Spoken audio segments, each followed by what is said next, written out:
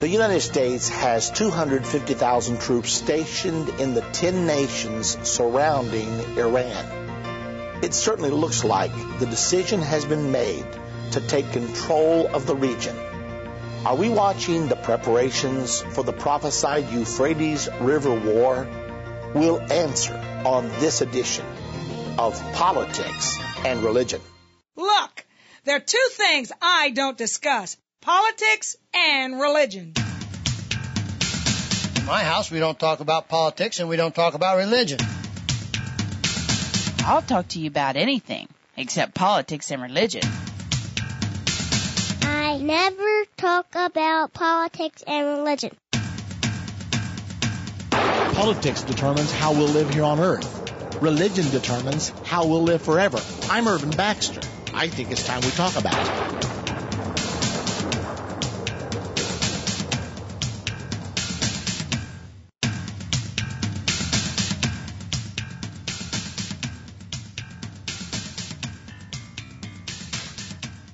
For all of you listening out there on the internet, we realize the last couple of days we have had some traffic problems. Those are good problems to have.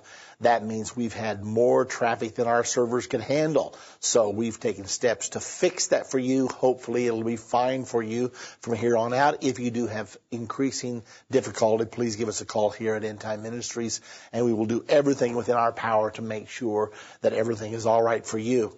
I've got to talk to you again today about the 800-pound gorilla in the middle of the living room. Only it's not an 800-pound gorilla. It's a war that's going to kill 2 billion people. I have to talk to you about it today.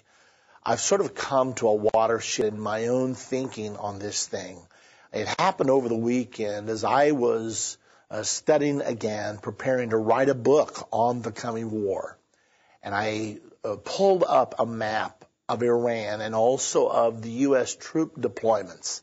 What I saw there shocked me. And I've been keeping up with this for a long time. I've been following it carefully and all the developments. But somehow this one little piece of information had escaped me. I saw that we have troops in 10 countries bordering on Iran. We have Iran totally surrounded right now. We have troops in 10 countries.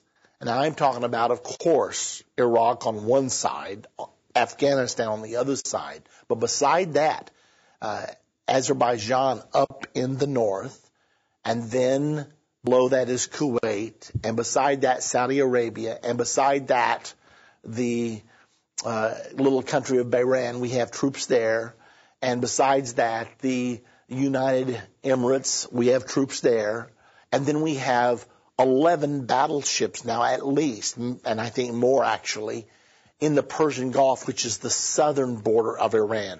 And we also have troops, of course, close to 100,000 in Afghanistan on the other side, most of the eastern border of Iran. And then also we now have a presence in Pakistan. So here Iran sits, and we've got it totally ringed with our troops, 250,000 of them, with the latest fighting technology, ladies and gentlemen. I'm looking at all this, and one more factor that we should consider. I have an article I want to bring to you today, but before I do, I'm sort of trying to set the table here.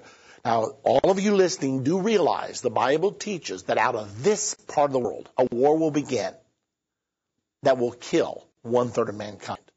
The Bible specifically says in Revelation chapter 9, verse 13 through 20, and specifically in verse number 15, that 1/3 of mankind will be destroyed. And in verse 14, it says the war will begin from the Euphrates River.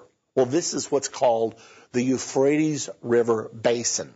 Euphrates River runs down through Iraq, empties into the Persian Gulf. But when it empties into the Persian Gulf, it almost touches Iran. If you'll pull up a map, you can see it for yourself. So that whole basin includes Iraq, Iran. That's where we are right now. We're on the other side of Iran and Afghanistan. Now, why should we be there? Well, for one thing, Iran is the second largest producer of oil in the world right now. Iraq is about the fourth largest producer. You throw Saudi Arabia in, which is there, and Kuwait in, which is there.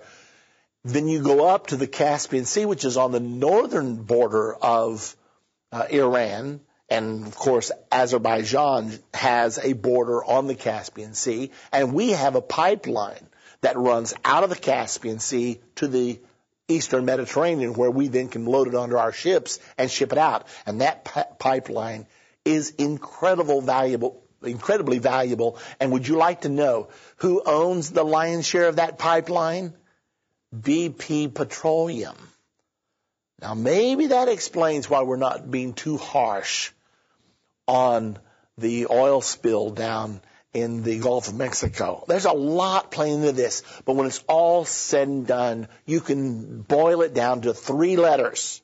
O-I-L. Oil.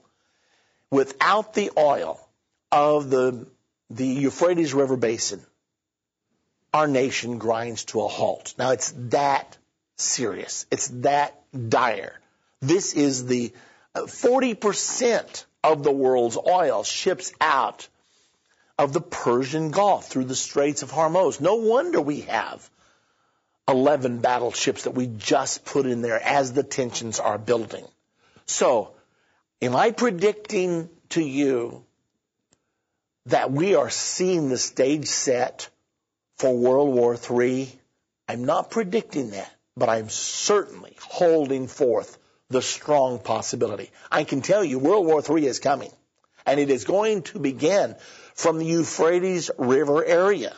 The Bible says those things. There's not 1,000% chance that it's not going to happen. It is going to happen, ladies and gentlemen. And we've got 250,000 troops stationed there at this moment in the 10 nations ringing Iran. And Iran is standing there in defiance. Okay. What's it all mean? It looks like to me we are getting ever closer to the flashpoint of this war.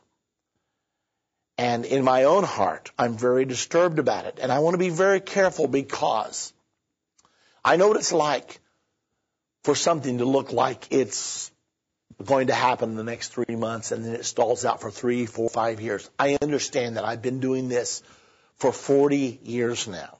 And so due caution is called for, yet we have 250,000 troops in this area that